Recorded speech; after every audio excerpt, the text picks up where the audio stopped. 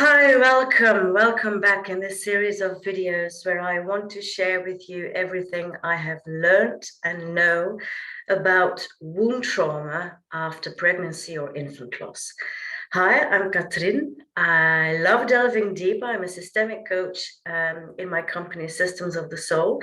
And if this video or any other of my videos resonated with you, please reach out. I love to connect to you. In this video, I want to talk a little bit more why I started only recently, to be honest, to call pregnancy and infant loss as the mother of all womb trauma. In previous videos, I've explained a little bit more on how we can start to perceive or look at trauma. It's not me inventing this way of looking at it. There are many people in the world who have done groundbreaking work and research on what trauma is and how it works. And I just wanted to build a little bit further on the insights that are circulating on that matter. And of course, I'm a systemic coach, which means that I will always put the individual story, the individual trauma, also in the ancestral and collective as a whole. Because we as an individual always are in relation to something, to a group, to an idea, to history, to a collective, and of course to our families in the first place.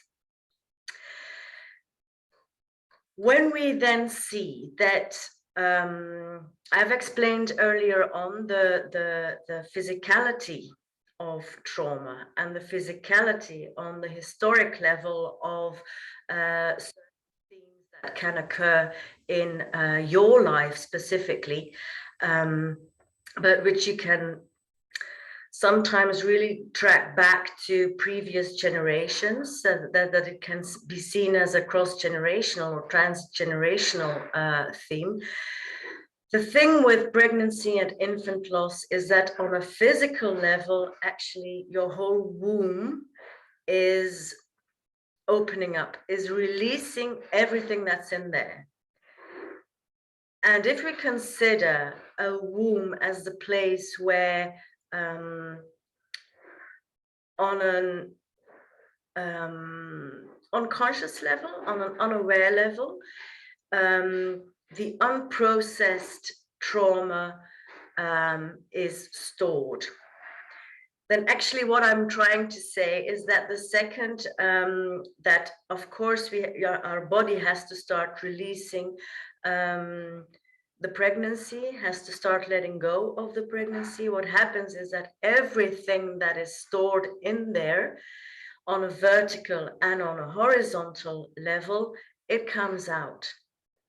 I'm just gonna make it very visual for a second. This is the womb. If we consider this as the womb, and the water is actually like all stored, unaware, unprocessed, charged trauma that hasn't been capable to be integrated, that couldn't yet be processed, looked at, understood, because there's many trauma in the collective, in ancestral lines, and in our personal individual level. So we are not really living in a trauma-informed environment. So as long as that's not the case,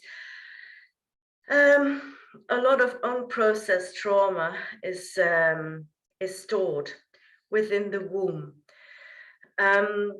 So if we just, it's a little bit, I'm using the toys of my daughter to explain, because when you physically have to lose something that is inside, that the body knows I have to release this in order for my personal safety, for my personal health, and for the health on the long term for possible next generations, then what happens is we think that, you know, we can just scrape it, that it goes like this, like, okay, let's just leave that there then, and we'll see.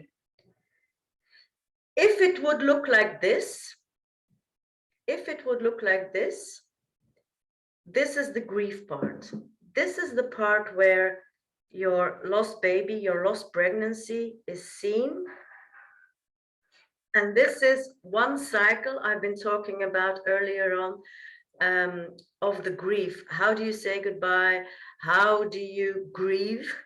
Are you allowed to grieve? It has many, many layers as well. But there's not really a hand or a pickup to just choose what you want to release out of your womb. The way it actually goes is that how early in pregnancy on, it doesn't matter. Even if you just have hear what I say, even if it's a miscarriage in the first weeks, it looks like this. This is necessary. And you get the whole content of whatever was stored in your womb coming out. And by mother of womb trauma, I mean that the focal point to start looking at everything that was stored in there is somehow like hooked on the theme of who you want to be as mother. How do you see yourself as mother? Of course, with a layer of grief on top of it, because the first question you do ask yourself is, am I a mother if I lost my baby during pregnancy or after birth or during birth? And the question, am I a mother, always has to do as well with who am I as a daughter to my mom? How's my relationship towards my mother? How's my relationship towards my ancestral mother line? Any of the themes, any of the traumas, any of the unprocessed subjects that came along with it, and you have no choice. It's out there, it's in your personal to process bucket, as you may. Of course, with on top of it, the grief and the sadness of actually losing a baby. Of course, it's truly a very difficult layer to get through. But the thing that, you know, on the long term might get you stuck is not acknowledging that it's about all this as well.